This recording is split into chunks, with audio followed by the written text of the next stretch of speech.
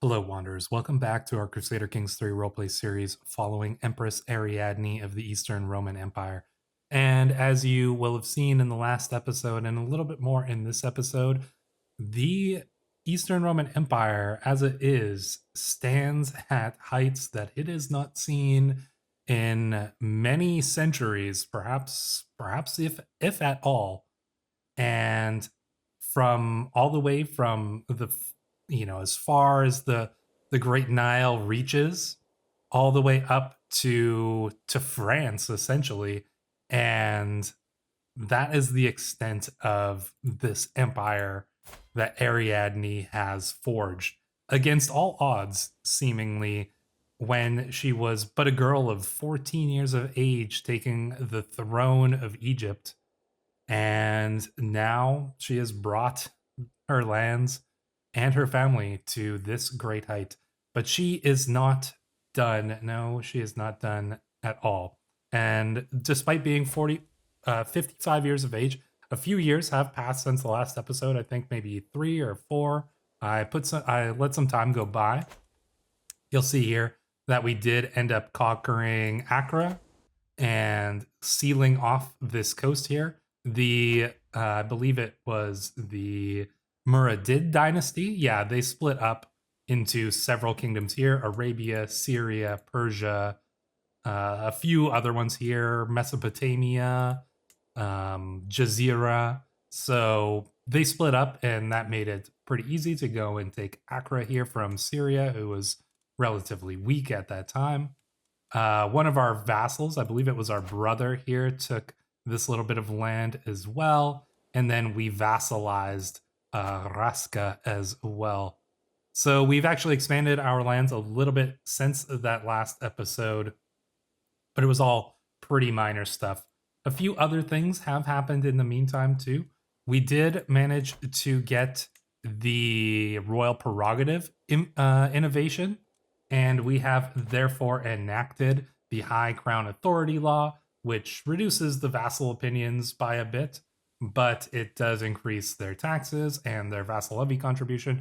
And the fact is, Basilisa Ariadne here is pretty beloved by almost everybody. The ecumenical patriarch doesn't really care for us that much, but despite the fact that we gave him Jerusalem. But in any case, you can see that we are pretty well liked by all of our vassals. I think it looks like, yeah, we've only got 1 or 2 vassals that have a negative opinion of us. So we are very well solidified. We haven't had any rebellions or anything like that. You know, we've got a potential rebellion here by the Ashari or the Serbian Catholic populists, but really we are pretty well solidified here. So I don't think we're going to need to worry too much about that. So what do we do now? Well, there are some things that I want to do, but we have to do one thing first. And as some people have been calling for, we should go and visit a university. And despite being 55 years of age, there's still much to learn for the Basilisa. And I think that this is a perfect opportunity to do so in a moment of peace while we plan our next moves. And you'll see what those next moves are shortly, but we are going to do this first. So it costs a crazy amount of money, but if we can get to that skill level 5 education trait, it will all be worth it. So we can gain a lot of different things here, and we're going to go do this. So we're going to go to, apparently we can go to, interesting. You can start a university visit in Alexandria. It's a large religious center. Or we can go to Heliopolis. Interesting. Or Nablus. We could go to the Vaticano, but the local faith is hostile to us. Carthage. I think that it makes the most sense to go to Heliopolis, where the actual university is. I actually don't know what affects this. You know, do we have a better chance of getting the education trait if we go to university in a place where it has the university? Do we get more piety based events here in a religious center? I'm not entirely sure, but I think that it makes sense to go to Heliopolis, which is a university that was made specifically for this purpose. So we're going to go there to study Goliardic lifestyle. You intend to experience the life of the student inside and outside. No, I don't think. I think we're a little bit past that. We are going to study hard. Activity options here, books and notes, library of knowledge.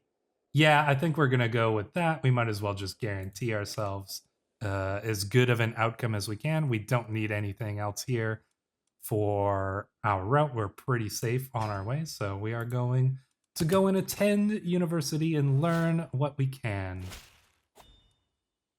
Looks like our the Baroness here is going to be married to our son Odysseus. Excellent. So we have set up some marriages. So the twins here, you can see they look practically the same. They look exactly the same. Identical twins, clearly.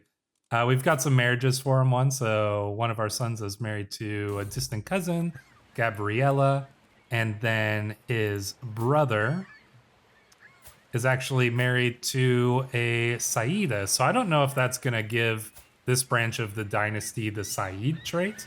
I don't know if it passes down matrilineally. I don't think it does. But anyways, I thought that would be a little bit of an interesting marriage to get there. And she is a princess, so. Sea is common for giving. Are we going to investigate this ship? No. We know better than to risk our lives on the sea, as have so many of our ancestors. We've avoided the curse so far, and I hope I am not jinxing that. But we are going to do our best to avoid it as much as we can. So we are not going to risk that at all, to be sure. So here we are heading to Heliopolis. And yeah, I'm curious to see what kind of events come with this here. So we are attending the university. Here I am, finally at the gates of Heliopolis, the renowned university seat. All knowledge is collected inside these hallowed halls, and scholars of repute from all over the world assemble in the same hallways to preserve and increase a true wealth of wisdom. And I'll soon join them. Of course, major centers of culture are also active markets and offer all the distractions that a student could ever desire. While that's going, we did switch over to stewardship here because we managed to get down to the overseer route here, and there's no point of going gallant. That doesn't really fit for our characters. So we switched over here to stewardship focus, and we've been kind of going down architect and avaricious a little bit, but we're going to go and get cutting cornerstones. Probably not going to be too much help to us, but it is good enough. Listen to me, Alberico shouts maniacally. If you read between the lines in On the Judgment of the Stars, it's obvious. You just need to combine a shoe, a piece of ancient salted beef, and a roast swan, all while adhering to the principles of Boethius's Wheel of Fortune. Trust me, it'll work. Perhaps it wasn't a good idea for Alberico to study for 36 hours straight. I don't have time for your nonsense, Alberico. Indeed, we do not. We are here to learn of war and knowledge and of the greatest. Oh, Ptolemy has become the Flame of Crete. Oh, very good. So our son here is now our acclaimed knight, so that is excellent. I believe his brother is the seneschal as well, so they've got some good positions, and they are going to inherit land as well. In case you were wondering, we did give the princess of fashion here some new clothes as well. So I've studied Greek for many moons. I personally penned this missive using the Greek script, a letter of friendship from a speaker of Slavonic. Oh, well, very good. Thank you, Countess. I appreciate your learning of Greek. I'm suddenly distracted from my midnight studies by a loud crash, an ear-deafening slam, and an expensive-sounding shatter. What in the world is going on? The source of the disturbance appears to be two peasants. Zeus knows how they got in here. Ravenously gulping down a barrel of the university's violet charbot. This'll teach them, one of them shouts. Yeah, they think they're better than us just because they can read, the other follows. Who are these guys? Just a couple of peasants. Yeah, I want to look at this guy. Peasant leader here. Oh my gosh. This Poor unfortunate souls, I will see that you learn how to read. No, I could use some servants to carry all my books. Yeah, you know, let's hire these people, you know, to carry our books. Yeah, I think that seems fine. Spending lots of money, but it's gonna all pay itself off if we get that good trait. Attention students, my teacher Sergia shouts, Despot Alexandros in tow. Oh, our son is visiting here as well. Our benefactor, he's our benefactor. Despot Alexandros is named to visit. He is the ruler of these lands. Well, technically I'm the ruler of these lands, but he has the power to assign special privileges to students much as I feel like this is a little bit weird just because of our current situation. I imagine that we are like given a little bit more respect than a typical student here, but in any case, would we like to make if we make a generous donation, we could become much more successful. Yeah, all right, let's do that. We would like to support the university. Oh, actually, interesting. He actually made, our son has actually switched the capital of Egypt to Heliopolis, away from Alexandria. Very interesting choice here. I mean, it is a really good province. I think Alexandria is still probably better, but he gave that away to Duchess Leontia, who is, I'm not even exactly sure what branch of the family she comes from, but in any case, that's up to him. Students, we have an esteemed speaker joining us today. My teacher, Sergia, claims, let us welcome Grandmaster Theocharistos of the Priesthood of Ares, the utmost authority on Hellenic doctrine in Heliopolis. Greetings, Theocharistos starts solemnly while puffing his chest. Today we will be exploring foreign military innovations and how it connects to the nature of Kyrios. The other students straighten up their backs and procure their quills. This is going to take a while. What? That's a heretical thought. What does this mean? There's a chance that he could be killed by us? Fiercely scribbles notes. We could gain 100 stress, critical stress break, which I think is fine. 79% chance that it becomes massively more successful, though. Let's try that. You destroy him using facts and logic. Yeah, so the priest of Ares here, even he doesn't match us in terms of our knowledge of warfare. So we showed him a thing or two. The student is actually the master in this case. We're already at level 3 here, so high chance to upgrade your perk trait. My in-depth study in the Hellenic doctrine at Heliopolis has confronted me with so many new questions, not all of which seem to have clear-cut answers. Some even seem to have contradictory explanations. Is faith supposed to be completed by reason or not? Does faith only deal with the unseen or not? Can we even know what is unseen or not? Yes or no? There must be meaning in the contradictions. My head hurts. No, I think there might be meaning within these contradictions. It all makes sense now. We gain a book artifact. Very cool. What is this book that we have gained? Maybe it's for our court. Heliopolis is often home to fervent debates among teachers and students alike. After a particularly enlightening lecture from our teacher, Sergia, I find myself dragged into one such debate with another student, Alberico again. No, you're making no sense. You are completely misrepresenting the philosopher's point, I scream. You are completely delusional, he fires back. You're calling the emperor... this guy is literally delusional. But you're calling the Empress of Rome delusional. From the corner of my eye, I see him stare at us with a pensive look on his face. But as the master said, you quote the classics. Yeah, let's quote the classics at him here. There we go. And look at that. We've already reached tier 4 here. So we have a very high chance to upgrade our perk. When I left, I couldn't even imagine the number of wise men that study at Heliopolis, the depth of their thinking, and the breadth of their research. Just being part of this environment has made me a much better person. With my new gained knowledge, I can make my way home very satisfied. However, during my stay, I've grown close to one of my teachers, Nikolaos, and I loathe the part already. On the other hand, my teacher, Sergei, has made a great impression on me, and I'd like to spend more time together. Do we bring one of them home with us? I mean, Nikolaos is he's an exalted warlord. Yeah, let's let teachers place with their students.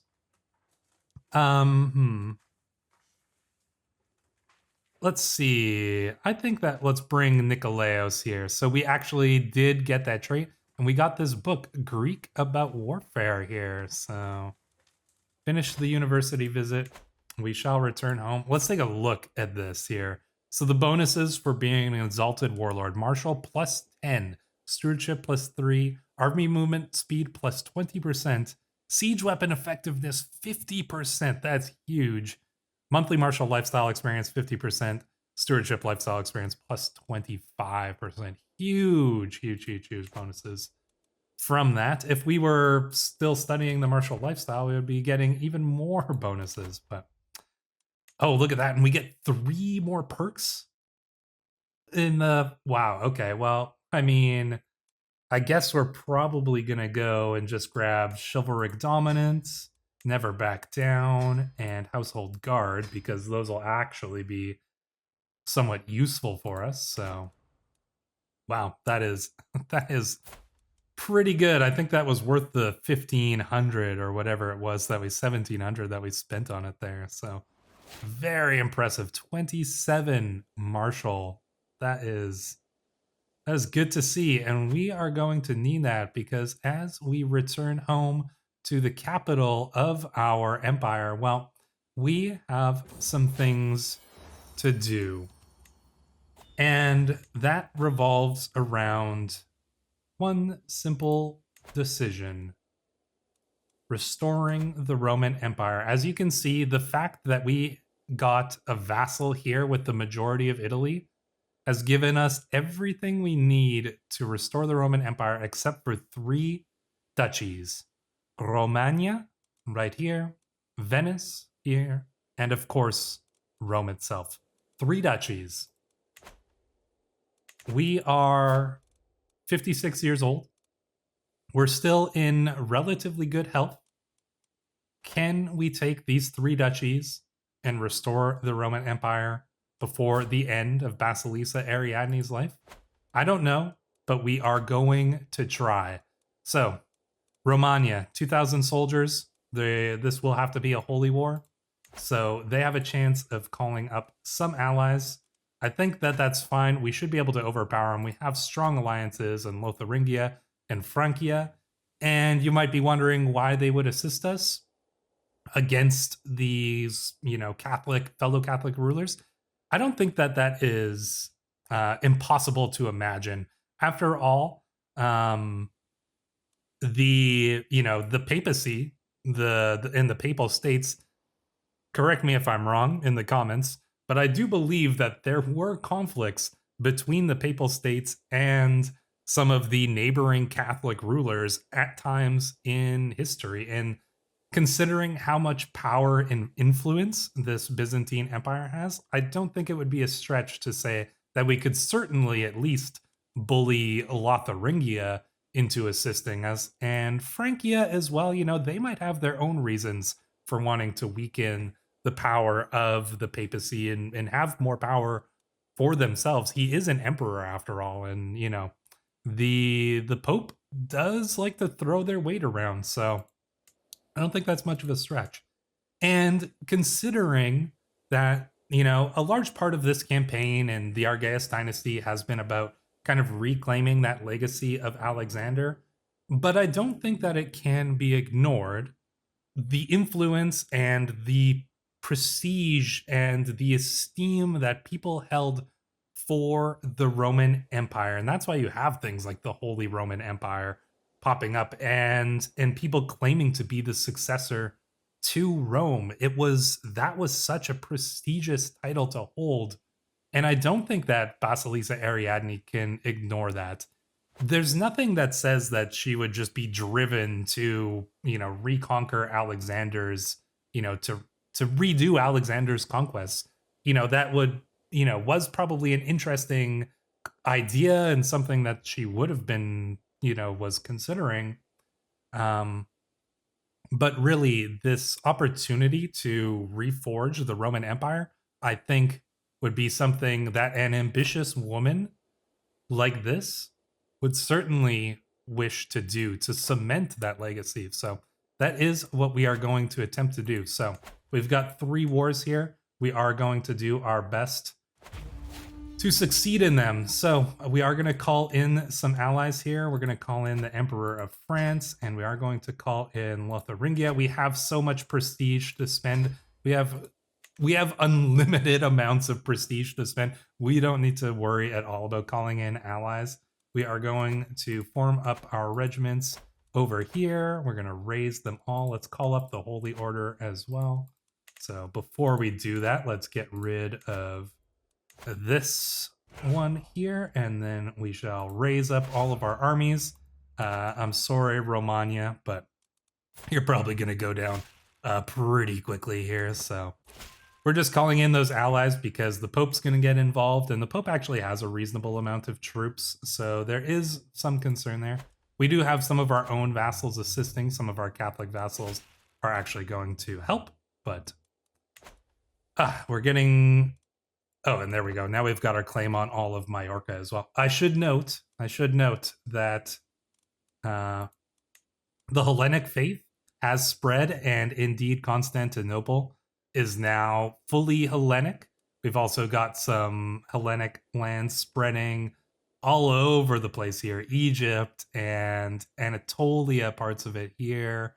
Just the Hellenic faith is spreading quite a bit, and we do like to see that. But because Constantinople is now Hellenic, that's really solidified this as a Hellenic empire here. So once our troops are gathered up, we're going to go and smash their army. I'm not too worried about...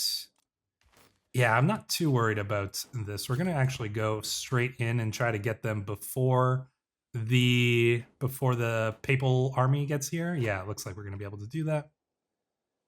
Dissolution war against Lotharingia. We will accept. Who's he going up against? 4,000 troops. Hopefully you've got some other allies you can call in. Frisia? Yeah, okay, so we'll join in. We do want to keep him on the throne, but yeah, their army's running here. There we go. Well, you're not going to probably be able to run fast enough here. I'm sure we're just going to completely annihilate this army. And yeah, look at that. Nothing left. We're going to drop off enough troops in Ravenna. Oh, another Northman conquest. Interesting.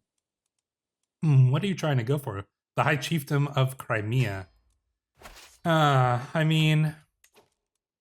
Oh, wow, we're going to siege this down so fast. This is crazy. Look how fast it's going. This is on speed 3. This is not speed 4. Go and bring us more troops? Yeah, sure, why not? That is... I am not... Oh my God. Was this even a war? That was ridiculous. To be completely honest with you, that was probably the most ridiculously fast war I have ever seen. I think our domination was just so clear that they had no choice but to accept what we were offering there. So, my God, that was something else. All right, well, to those of you who were suggesting we do the university visit, good call. That 50% bonus to siege weapon effectiveness really helped. I'm a little bit annoyed now that we have to wait in order to go to war with Venice because our troops are not called up. So do we just go, and how long is it going to take to get all the way over here and deal with this threat here? Or do we disband our troops, wait the 6 months? I think we'll send him in. Let's go and help our ally here. That war went faster than I thought, so I think we still got some time. I don't think Venice, considering how fast that one went, I don't think Venice is going to cause us too much problems. Other than the fact that he has a ridiculous amount of money and is probably going to call in a bunch of mercenaries, but I think we should be fine. I don't really, to be completely frank, I don't want to deal with this Norseman army.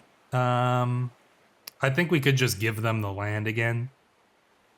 We would gain some stress. We spend some prestige, but you know what? We gave that land to Norsemen before. You know what? We'll just give it to these ones. Frankly, we can't afford to split our armies and send our armies over to here when our focus is here in the west. So better to make peace. Oh, and did they crush the enemy army? And do we just go in for a siege here? We'll lose 708.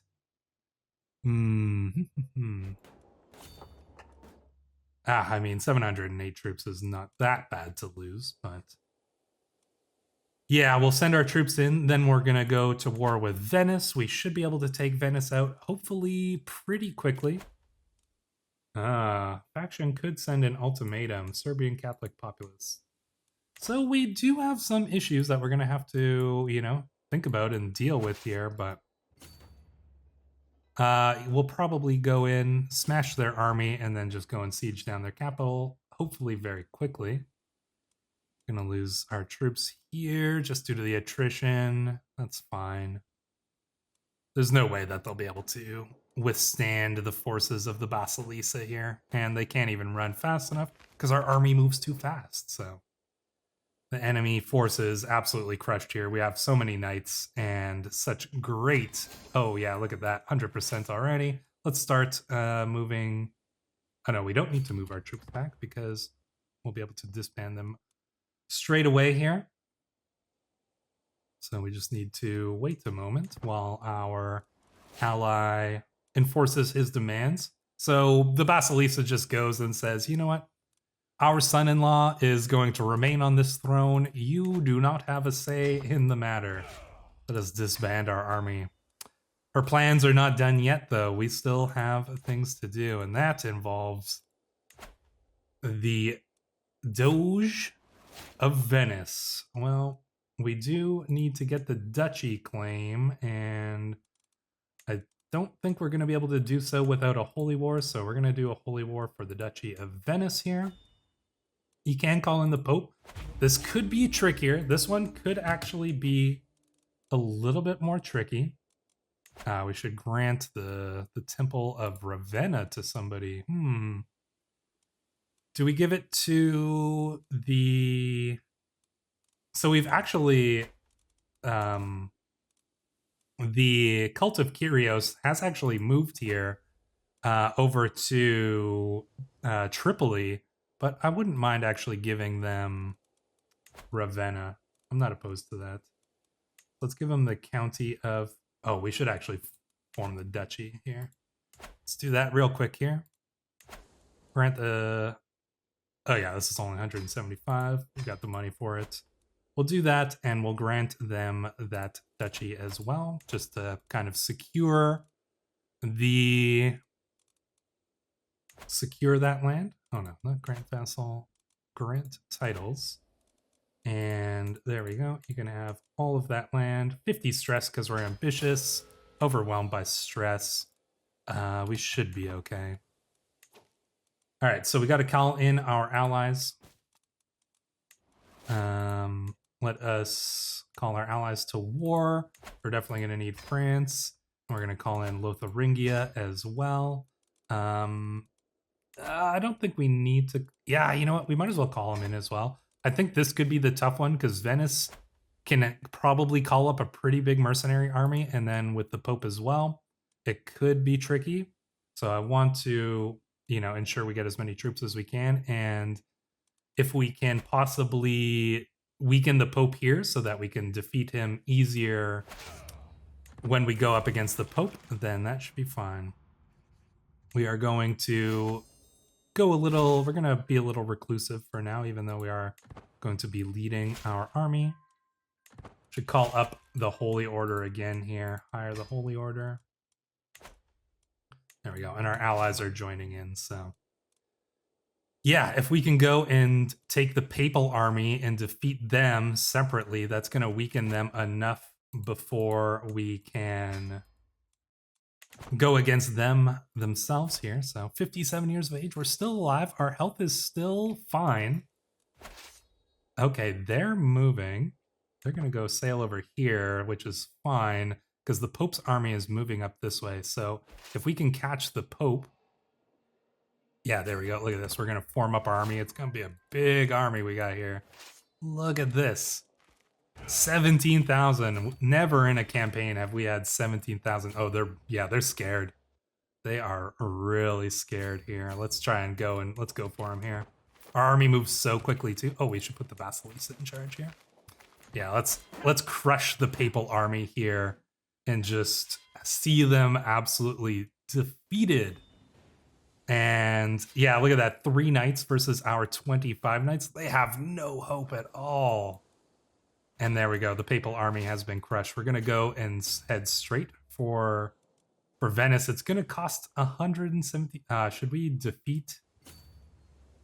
We should probably go for Venice, and we'll hopefully have our allies go and deal with the Venetian army. But we've sent the Pope's army packing, which is exactly what we were hoping for. We're going to go and siege down Venice. It's going to go extremely quickly just due to the sheer size of our invading fleet here. Imagine how many ships there would be. Probably hundreds of ships. Oh, somebody's offering us a gift. Our sister is offering us a gift. Well, thank you. A gift on Greek court politics. Are you trying to say something, dear sister, that we need to brush up on our court politics? I feel like we're doing okay. They might actually manage to siege this down. That would kind of, unfortunately, you know, we have said that we want to try to avoid letting any of our lands be sieged down by the enemy. But I think at this point, just due to the sheer nature and gravitas of what we are attempting here to reforge the Roman Empire, some sacrifices must be made. And I think somebody who is an exalted warlord would understand that you can lose a battle if it means winning a war. And we intend to, oh, and look at that. We don't even have to because they flee. They flee here and they're actually coming. Yeah, I don't even know what they're attempting to do here. But whatever it is, they shall certainly not succeed. Will we capture the Pope? We did not, or I mean the Doge, I should say. We did not. But let us see where we go from here. I'm curious where their armies are going because I would like to meet them on the field of battle here. Are they going to? Yeah, I just want to see where they land so that we can go and chase them down. Our allies are going to go and be doing the sieges, so that's fine. Nicorete has come of age, excellent. Before we move, I just want to see and they've got lots of troops here. You know what? We're going to have to go and meet up with our allied forces here for sure. We can gain a claim on the Prince Bishopric of Jerusalem. I don't want to take this stress hit at this point. So the law is clear. We do have the rights to it. I'm not actually opposed to offending this ecumenical patriarch, the Smelly. He is not like Drag Shan, the former patriarch that we were good friends with. So I'm totally fine with making an enemy of him. So here we go. Look at this. Yeah, it's a good thing we called in our allies because they do have quite a few forces. They actually do outnumber us here. Like, what are the troop counts here? 25,000 versus 35,000. Is there anything else we can do? Oh, we can vassalize this guy too. Of Zverko. I don't even know. Here it is. Oh, good. That's going to make our border guard much more tolerable. All right, let's land our ships here. Ooh, ouch. Okay, we don't want to land there. We're going to want to go and... This is going to get interesting. They've got a lot of troops here. Can we go... Will our allies come? Okay, all of our allies... I'm curious if our allies are going to join us in this fight. 1,700 troops, 17,000 versus 19,000. The enemy forces are sailing into the water. We've got, what, 6,000, 5,000, so another 1,100, probably another 12, 1,300 here. If our allies will go and join us, I think we're going to be okay here in this fight. Yeah, we should have this. So this is a massive battle. This is the biggest battle we've ever fought in a Crusader Kings 3 roleplay playthrough. Don't worry, we will be looking at the battle notes for this one, because this battle is truly the biggest battle we have ever faced. Our friend Padern died, took a critical stress break there, but we are still alive. What is our health like here? Feeling fine. We're feeling fine. We just need to win this fight. And look at that. That wasn't even that difficult there. And so, boom. Look, enemy. Yeah, so let's take a look at this. Details of the battle here.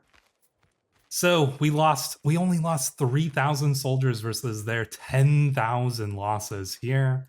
Let's look at the events from that battle. So we killed and captured many. Look at that. Yeah, look at these kills. Look at all these captures here. So a lot of their knights have been killed and captured in that fight. So we're going to go here and siege down Veneto, while our allies presumably are going to go siege down some of these lands around here. I think after that, we should be relatively good on the war score. Papal army is coming over here to attempt to siege us down. Like I said, in this case, I'm willing to lose a battle to win a war. Looks like they're stepping away. And once again, yeah, just as I resign myself to losing a province to a siege, they actually flee. So we're gonna get this siege done real quickly here. And I'm curious where they're all going. I mean, at this point, sieges are probably going to be what's going to give us the majority of our war score here. So we're just going to go and siege. We're just going to go and keep sieging down. So we could try to go and hit their army one more time. But I remember the day my daughter Constantina was born, heir to the warrior's son. I'll treasure this thought. We can lose some stress. You know what? Let's give our daughter a gift for her birthday. Yeah, you know what? We can afford it, and it's gonna lose us some stress, which is good. We need to keep that stress down because we need to survive a few more years. And I think we'll be okay. Here we go. Sieges are progressing nicely. I'm not opposed to going and... What are you doing, Pope? I mean, by all means, throw your army at us and have them wiped out completely. I'm not sure what the point of that, but we captured the Duke of Ancona, so that's good.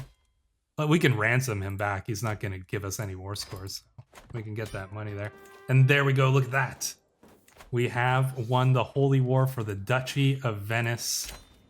So be it. So Venetia is now within our hands. Betrothal there. We're going to take care of that. We can disband our armies. Well, let's take a look at that decision, shall we? This is really, you know, Ariadne she may be 58 years old, but she is not senile. She is really determined to be the greatest of the Argeus rulers and restore to bring her family to the greatest heights of any since the previous rulers of Rome to create an empire greater than Alexander even. Well, we are certainly on our way towards doing so. As we look at that decision here, we only need to completely control Latium.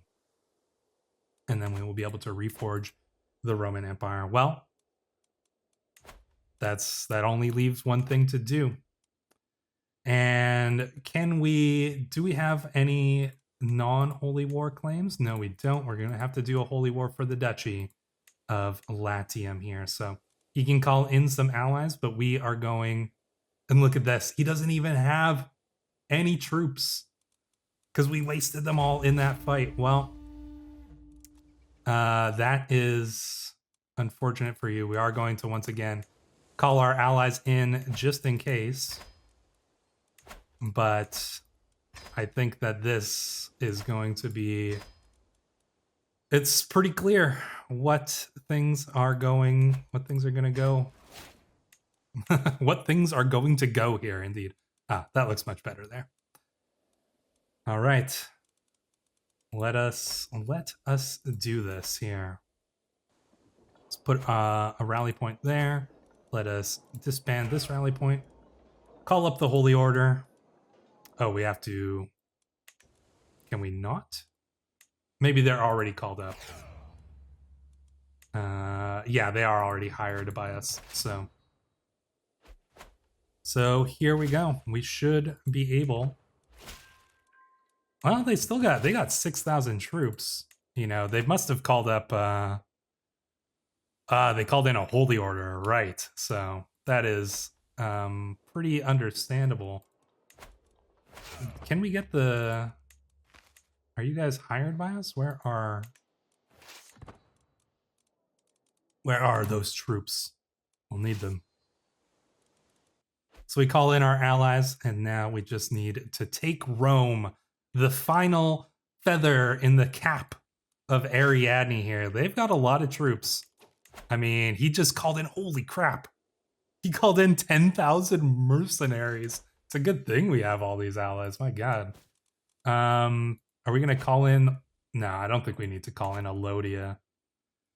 But, yeah, I mean... Oh, and we can usurp... We'll be able to usurp the Serene Republic of Venice here. But not right now. Whew, okay, this could be actually... You know, this could be a good fight. And I like that. I like the fact that taking Rome is not gonna be easy, so they're gonna go and siege down here. We're gonna probably move in and go straight for Rome itself, because why not? And he's not with his army, so we can actually just win this in one fell swoop here by taking Rome right away. We've got the forces of Argao coming in. Oof, okay, so what's gonna go on here? You've got about 19,000 troops. I am concerned if they do try to come in for us here, because they'll have the defensive advantage. If they try to come for us, I am going to... Oh, and we gotta get Ariadne in here doing the sieging. Ooh, okay, yeah. Oh, I don't like this. Where are you going? If they come here, I think we can move away fast enough to avoid them. I'd love to get this siege done. Even with the Aurelian walls. Here, like in the county of Rome, they have those Aurelian walls, as you can see, giving them that big defensive bonus. But even that isn't enough to stop this master of war, Ariadne, the Empress. Whew. Oh, boy. Where's the French armies? Way over here? Ooh, I am concerned. And I don't have enough money to hire. Let's bring in some mercenaries, just in case. I'd like to, because I'd like to get this siege done if we can. It's risky.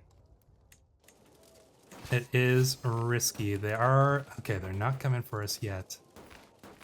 They're just moving all around here. It's making me really worried that they're going to try to stop the siege here. So, okay, we're going to get the siege. So we got those mercenaries. We get the siege. We're going to get that done. Do we bring our dog? A dog has no place in a council meeting. That much we can agree on. Okay, so we took Rome. That is good.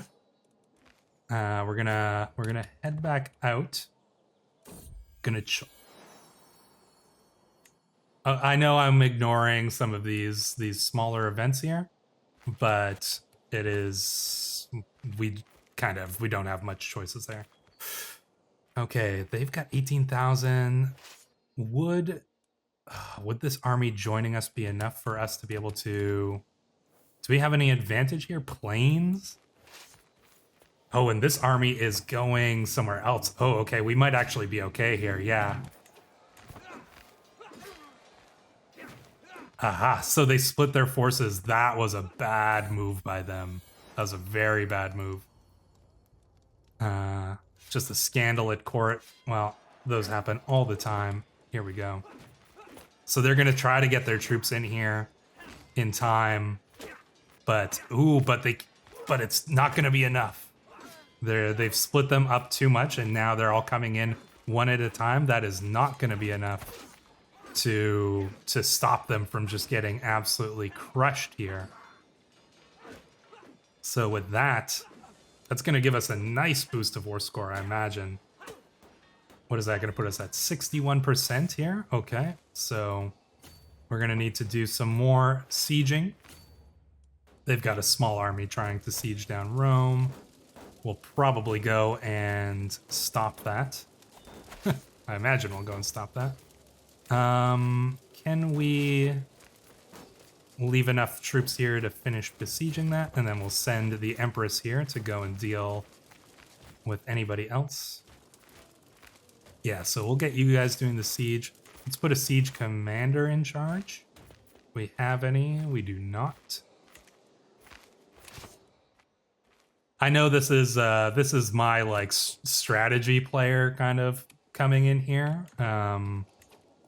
And you know, maybe, I mean, when you go into moments of war like this and truly in epic scale war, the greatest war that we have ever seen in a roleplay series, you know, have been fought here, and you know, we are going to do everything that we can to win that and to succeed in our goals. So we're gonna go and crush these armies here as well. Empress Ariadne, 59 years of age, still leading those armies and leading them to massive successful victories, huge victories over our enemies here. Look at that.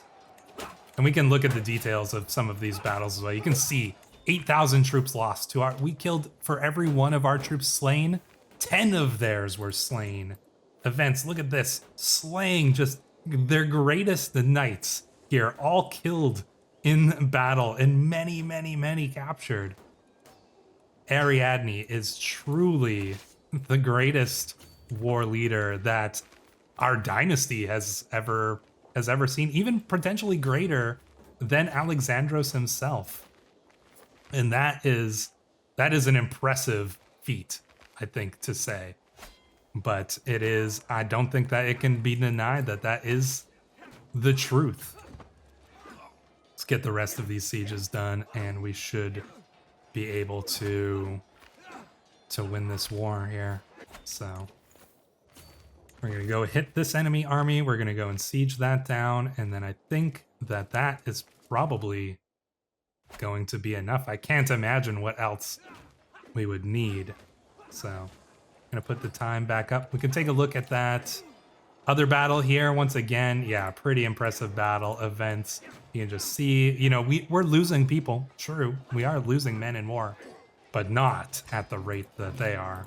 So just minor details from some of these other battles here, but you can see this war is about wrapped up, and we capture the papal war banner as well. It will make a fine addition to our collection here. 91%. We're gonna go in We're going to finish the siege. The French forces are coming in to join us. And this is probably going to be it, I think. Once this siege is done, I think that we're probably going to have victory. We'll be very close to it anyways. 97%. Can we get any more from battles? We can. So maybe if we go and defeat this small army, that'll give us the 3% that we need. Let's see. 98%. I guess one more siege. They seem to refuse to give up. The Pope's forces refuse to give up.